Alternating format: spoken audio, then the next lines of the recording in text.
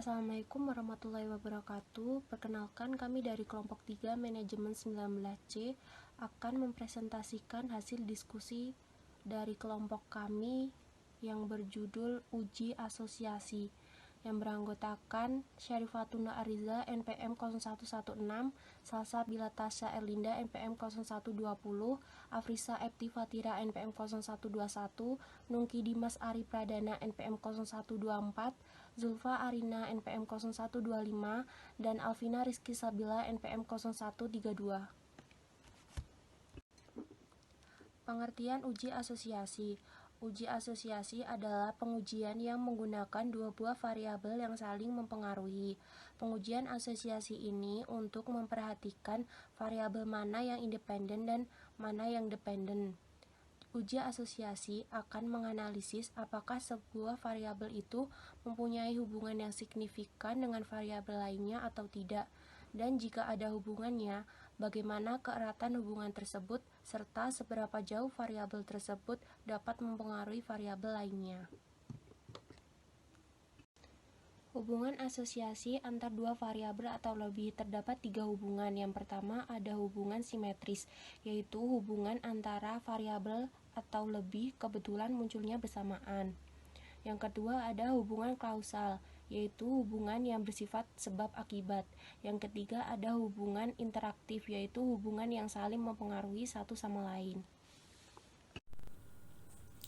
Analisis dalam bentuk pernyataan ini bermanfaat untuk yang pertama, yaitu memahami secara lebih baik tentang hubungan antara variabel dependen dengan variabel independen.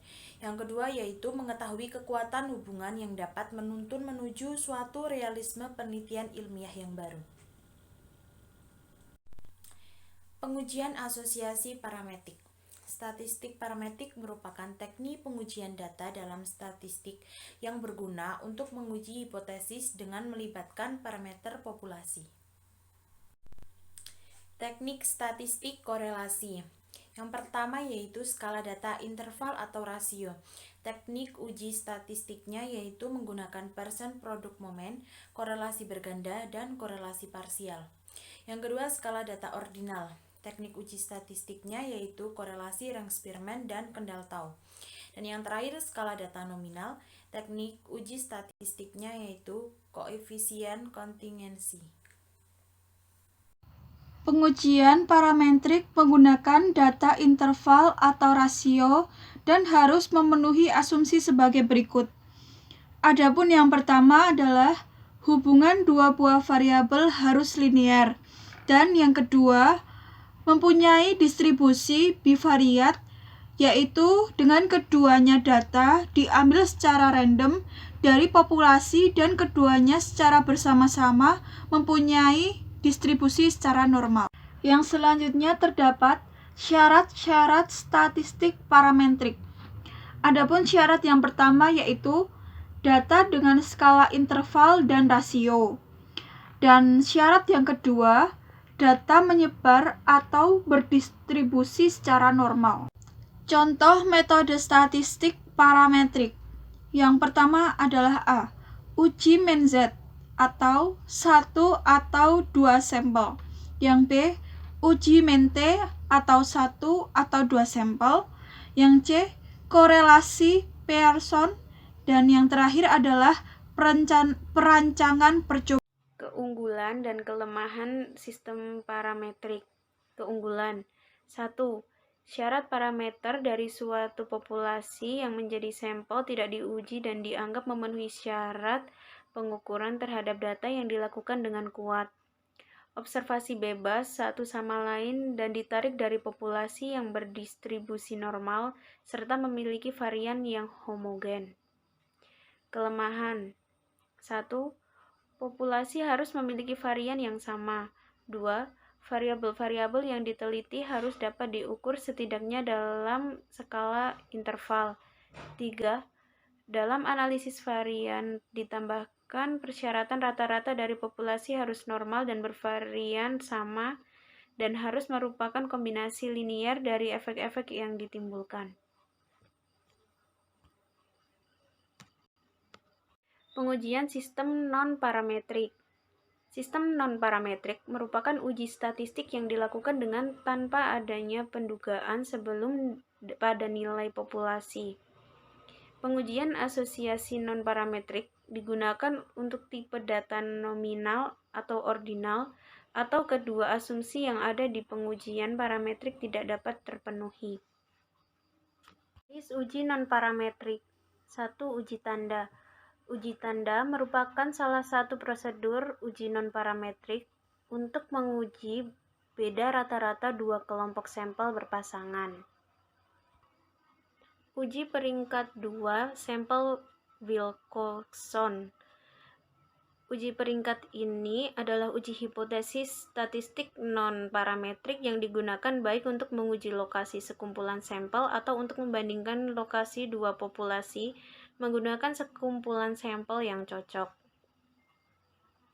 Uji korelasi Spearman adalah uji statistik yang ditujukan untuk mengetahui hubungan antara dua atau lebih variabel berskala ordinal.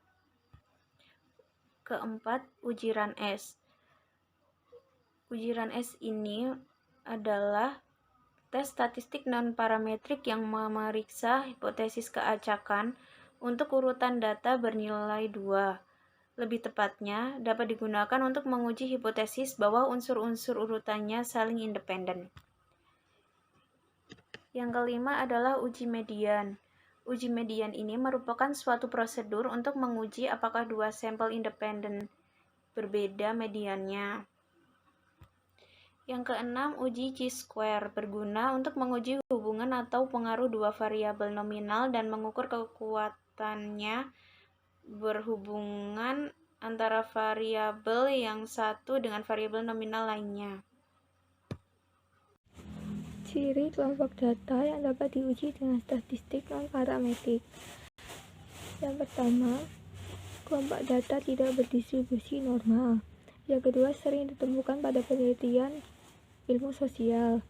Yang ketiga, umumnya data yang memiliki skala nominal dan ordinal.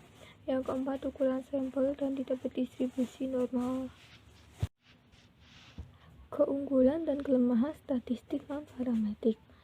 Yang pertama, keunggulan. Mudah dilakukan karena tidak membutuhkan asumsi normalitas. Yang kedua, secara umum metode perhitungan yang digunakan tidak matematik yang rumit. Yang ketiga, pengujian hipotesis dilakukan secara langsung pada pengamat nyata. Selanjutnya ada keunggulan dan kelemahan statistik non-parametrik. Yang pertama adalah pengujian menggunakan metode statistik parametrik. Yang kedua adalah kemampuan uji metode statistik non-parametrik tidak sekuat metode parametrik. Yang ketiga adalah hasil uji metode statistik non-parametrik tidak dapat digunakan untuk mengestimasi karakter dari populasi tersebut. Lalu ada perbedaan dari metode parametrik dan non-parametrik. Secara garis besar, ada 3 poin yang membedakan antara parametrik dan non-parametrik. Untuk parametrik sendiri itu, yang pertama dibutuhkan asumsi normalan. Lalu untuk yang non-parametrik itu tidak dibutuhkan asumsi normalan, sehingga disebut juga sebagai bebas sebaran. Yang kedua itu adalah untuk metode parametrik sendiri itu jenis datanya itu kuantitatif atau memiliki skala interval atau rasio. Sedangkan untuk yang non parametrik sendiri selain menggunakan data kuantitatif juga dapat digunakan untuk data yang kualitatif. Lalu poin ketiga adalah dari metode parametrik sendiri itu adalah jumlah data itu lebih dari 30 dengan catatan berukuran besar, karena lebih dari 30 akan mengikuti central limit theorem atau teorema limit terpusat. Dan sedangkan untuk yang non parametrik sendiri biasanya data yang digunakan adalah data yang berukuran kecil dan tidak berdistribusi normal. Sekian presentasi dari kelompok kami. Apabila ada kurangnya kami mohon maaf. Wabillahi taufiq wal hidayah. Assalamualaikum warahmatullahi wabarakatuh.